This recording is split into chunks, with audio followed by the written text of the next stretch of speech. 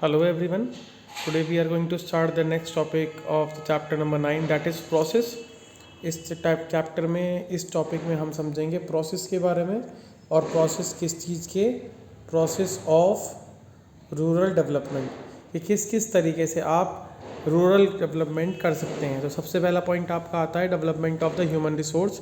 Human resource का मतलब क्या है, आप देख लीजिए, आपने इससे पहले वाले चैप्टर में पढ़ा भी होगा कि ह्यूमन कैपिटल फॉर्मेशन आप दो ही तरीके से कर सकते हैं। पहला है आपका एजुकेशन, कि आप किस चीज़ से करें, एजुकेशन देके, क्योंकि एक एजुकेटेड पर्सन की अर्निंग भी ज़्यादा होती है और वो अच्छी तरीके से काम भी कर पाता है एक अनएजुकेटेड पर्सन से। इसका स्टैंडर्ड ऑफ लिविंग भी अच्छा होता है, और आपको पता ही है कि हमारा मेन एम क्या होता है, स्टैंडर्ड ऑफ लिविंग अच्छा करना। तो आप देख लीजिए इसमें क्या लिखा है, the quality of the human resource needs to be improved through the following measures. Proper attendance to literacy, हमारा ज़्यादा अटेंशन होनी चाहिए किस चीज़ पे, लिटरेसी पे, ज़्यादातर फीमेल की। और education and skill development, skill development का मतलब है उनके हाथ में कोई ना कोई स्किल होनी चाहिए, एबिलिटीज़ होनी चाहिए, जिससे वो अपना पूरा जीवन चला सकें, और बेटर हेल्थ। नेक्स्ट पॉइंट आपका आता है डेवलपमेंट इन इंफ्रास्ट्रक्चर। हमारे पास क्या होने चाहिए, इंफ्रास्ट्रक्चर अच्छे होने चाहिए, जैसे improvement in electricity, irrigation, credit, marketing, transport facilities, better facilities for agriculture, research and extension. अब बात को समझिए, नेक्स्ट आपका आता है लैंड रिफॉर्म्स। तो लैंड रिफॉर्म्स में हमने पहले भी समझा हुआ है कि लैंड रिफॉर्म्स के अंदर क्या क्या आता है। पहला है सबसे पहले ज़मींदारों को ख़त्म करना, तो अबॉलिशन ऑफ इंटरमीडिएटर्स। स्टेटस देना किसे, टीलर ऑफ सॉइल को। टीलर ऑफ सॉइल को क्या बना दिया यहाँ पे इन्होंने, ऑनर बना दिया। उसके बाद आपका आता है लैंड सीलिंग और कंसोलिडेशन ऑफ लैंड होल्डिंग, भी आप इसमें कर सकते हैं। लैंड सीलिंग का मतलब जिनके पास ज़मीन नहीं है, जो लैंडलेस है, उन्हें ज़मीन देना और एग्रीकल्चर की एक्टिविटीज़ को बढ़ाना। लैंड रिफॉर्म्स का सिर्फ एग्रीकल्चर से मीनिंग ही नहीं है, नॉन एग्रीकल्चर जो काम होते हैं उनको भी वो ज़्यादा अच्छा करना चाहते हैं। नेक्स्ट है एलिवेशन ऑफ पॉवर्टी। आप ऐसे काम करिए जिससे पॉवर्टी आपकी ख़त्म हो जाए। और पॉवर्टी कैसे ख़त्म होगी, by improving the standard of living of the rural people, जब आप लोगों का स्टैंडर्ड ऑफ लिविंग को इंक्रीज़ करने की कोशिश करेंगे। Next is development of productive resources. तो each locality to enhance opportunity of employment, हर तरीके से आपको उनके लिए एम्प्लॉयमेंट ही बढ़ाना है जिससे उनका डेवलपमेंट हो सके।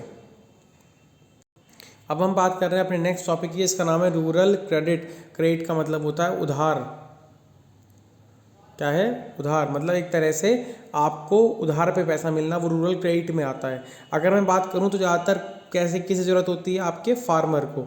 अब फार्मर को क्यों ज़रूरत होती है, क्योंकि उसकी क्रॉप की सोइंग में और रियलाइजेशन ऑफ इनकम में बहुत ज़्यादा टाइम होता है। देखिए, लिख लीजिए, देख लीजिए, समझ लीजिए क्या है ये।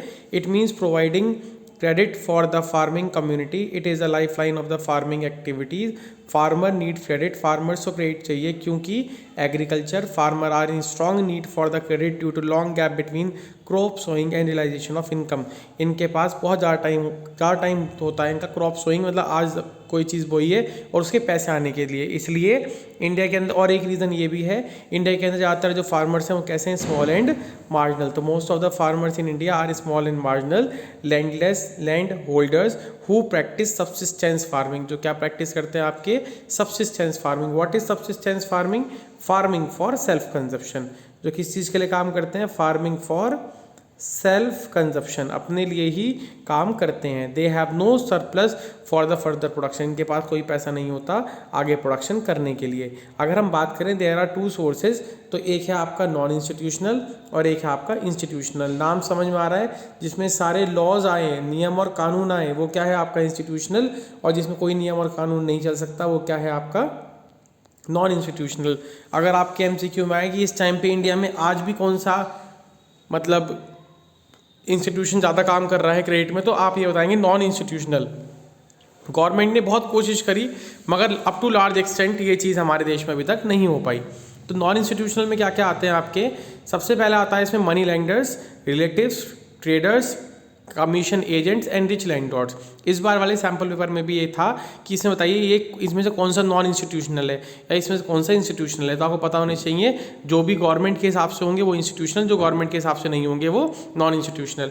इनके नए नाम भी हैं, इमर्जिंग और कन्वेंशनल। इमर्जिंग का मतलब समझिए जो इस टाइम पे नया है, कन्वेंशनल जिससे हम बचना चाहते हैं। ट्रेडिशनल मेथड कहते हैं इसे, मॉडर्न मेथड हम कहते हैं, जिसमें cooperative farming, land development bank, फिर हम बात करें तो commercial bank, credit, regional rural bank, और सबसे इंपॉर्टेंट इसके अंदर आता है आपका नाबार्ड।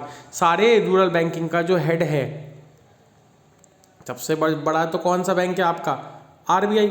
मगर इसका जो मतलब रूरल बैंकिंग का जो हेड है वो है नाबार्ड, जो 1982 में आता है। किसमें आता है? 1982 में। फिर इसके बाद में अगर हम बात करें तो इसमें सबसे इंपॉर्टेंट आता है आपका self help group. Self help group को हम माइक्रो फाइनेंस भी कहते हैं। तो ये सारी चीज़ें आपको समझ में आनी चाहिए कि जो भी गवर्नमेंट से रिलेटेड है वो आपके इंस्टीट्यूशनल में, और जो गवर्नमेंट से रिलेटेड नहीं है वो किस में आएंगे? आपके नॉन इंस्टीट्यूशनल में आ जाएंगे। अब समझते हैं नॉन इंस्टीट्यूशनल सोर्सेज क्या होते हैं। These are two sources of credit which are not attach to any formal institution. No rules and regulation are apply to these sources. इन पे कोई रूल्स और रेगुलेशन अप्लाई नहीं होते, जैसे money lender, rich landlords. Non institutional sources of the rural credit are not encourage by the government. क्यों? They charge willingly high rate of interest. इनका जो ब्याज का रेट होता है बहुत ज़्यादा होता है। और they manipulate accounts to put farmers into डेब्ट ट्रैप। डेब्ट ट्रैप का मतलब जाल में फंसाने के लिए ये बहुत बार अकाउंट्स में धोखाधड़ी भी करते हैं। फिर आपका आता है इंस्टीट्यूशनल सोर्सेज। तो इंस्टीट्यूशनल सोर्सेज में क्या आते हैं आपके? बहुत ध्यान से समझना कि दीज आर दो source of credit which operate under the institution and formal institution, जो किसी के अंडर काम करें। सारे कमर्शियल बैंक आरबीआई के अंडर काम करते हैं। रूरल बैंक किसके अंडर काम करते हैं? बताया था नाबार्ड। कब आया था? 1982 में। A major change occurred after 1969 when India adopt institutional credit approach through various agencies. बहुत सारे एजेंसीज के लिए गवर्नमेंट ने इंस्टीट्यूशनल सरकारी चीज़ें लानी शुरू करी। किस लिए लानी शुरू करी? तो रीज़न ये रहा कि इनका मेन ऑब्जेक्टिव क्या था कि चीप रेट ऑफ क्रेडिट देना और स्मॉल और मार्जिनल फार्मर्स को बढ़ाना, उनकी इनकम को ज़्यादा करना। सोर्स ऑफ क्रेडिट मतलब जल्दी जल्दी उन्हें लोन भी प्रोवाइड कराना। तो उसके लिए गवर्नमेंट ने क्या करा? कोऑपरेटिव सोसाइटीज़ बनाई। अब कोऑपरेटिव सोसाइटीज़ का मतलब क्या है? वो सोसाइटीज़ जो फार्मर्स को पैसा देती हैं और साथ में जहाँ से फार्मर्स को फर्टिलाइजर्स और सीड्स भी मिलती हैं। तो cooperative credit societies are actively engage in completing credit need of the farmers beside offering a lot of related services. और the main aim of the cooperative credit societies is to provide timely and increased flow of credit to the farmers. Time से पैसा मिलना, क्योंकि जब time से किसान को पैसा मिलेगा तभी वो कोई चीज़ बना पाएगा। They also provide guidance in agriculture operation to raise crop productivity, और वो गाइडेंस देते हैं जिससे आपकी प्रोडक्टिविटी भी बढ़ती है। नेक्स्ट आपका आएगा लैंड डेवलपमेंट बैंक। देखिए लैंड डेवलपमेंट बैंक का मतलब है कि जिसमें एक ऐसे बैंक होता है जिसमें आप अपनी ज़मीन गिरवी रखते हो और आप कैपिटल गुड्स खरीदते हो। कैपिटल गुड्स का मतलब ट्रैक्टर खरीदना या कोई और ज़मीन खरीदना, ठीक है ना। तो वो क्या है? आपके land development bank provide long term loans to the farmers by mortgaging their land, keeping land as a security of the low rate of interest, providing status to tiller of soil, increasing agriculture productivity and production, जिससे productivity और production आपकी दोनों बढ़ सके। तो land development bank क्या करता है? लॉन्ग टर्म लोन देता है और साथ में आपकी जो प्रॉपर्टी है उसे आपके पास रख के और लो रेट ऑफ इंटरेस्ट पे देगा, ठीक है। नेक्स्ट आते हैं यहाँ पे कमर्शियल बैंक्स। आप सभी समझ चुके हैं commercial bank, PNB, SBI, corporation, ये सारे क्या हैं? आपके कमर्शियल बैंक्स हैं। They are introduced into the field of the agriculture credit, मतलब एक इंडक्टेड हो गए एग्रीकल्चर फील्ड में under the banking reforms act 1972। Banking reform act भी आपको याद रखना है। 1972 के अकॉर्डिंग आपने सुना होगा केवाईसी, कृषि कार्ड जो हमारे बनते हैं जिससे हम लोन लेते हैं, कमर्शियल बैंक्स के अंदर ही बनते हैं। Commercial bank extends agriculture credit for the purchase of inputs, cattle, tractors, installation of tubewells etc. इस चीज़ के लिए भी बैंक ने लोन देने शुरू कर दिए। रूरल बैंक क्षेत्र के हिसाब से ग्रामीण bank, they are open in those areas where there is no banking facility available. Regional rural areas वे जहाँ पे ज़्यादा बैंकिंग फैसिलिटी अवेलेबल नहीं है। They are main objective to provide credit and other facilities specially to small and marginal farmers, artisan and small enterprises in the rural areas.